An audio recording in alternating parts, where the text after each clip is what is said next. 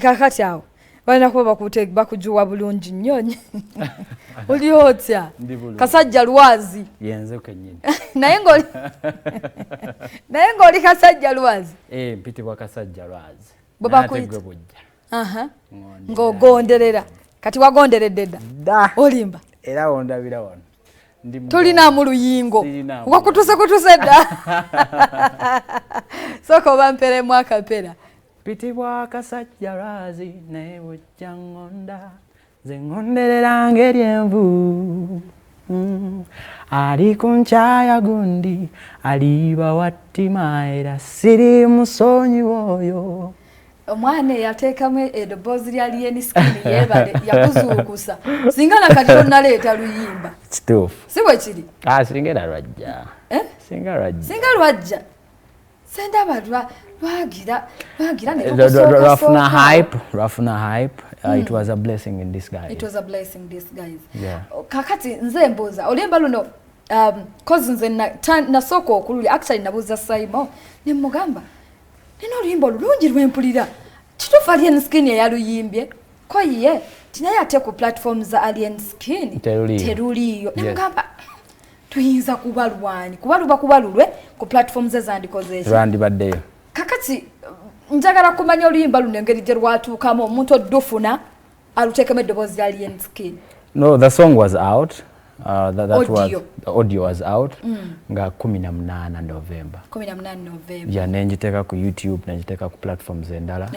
Kati omuntu yateekamu eddoboozi gye alujja n'aluteeka mu AI. Okay. Kakati gwe ekyokuwulira nga oluyimba lwo lutaddemu eddoboozi wakiwulira ddi? Nkiwulira nga wayiseewo zaali wiiki 2. Laba oluyimba lulimu jjukira teki kiseera nali ndi mu kusaba abantu kukola challenge ku TikTok. Ngenda olaba te waliwo akoze challenge ng'eri mu ddoboozi ya Alien Skin. N'ogamba no one nina okwanguyiriza novaayo kati abantu bategeeze nti oluyimba lulwo. Okay. Bwatyo nakayimba n'ogenda maaso n'okubeera ng'okola interviews enjawulo okaposhinga then your video. Okay. Ani awandiika oluyimba luno?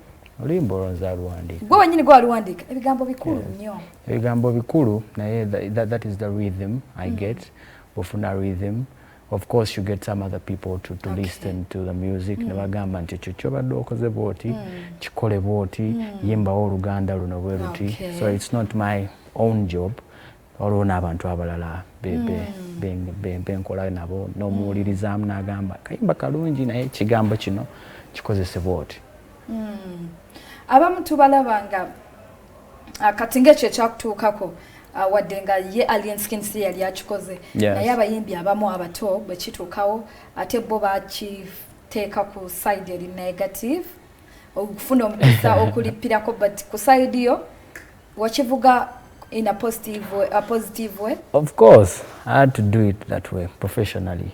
Ndi muntu asomyeko, I know how to do things in a proper way. Okay. Yeah.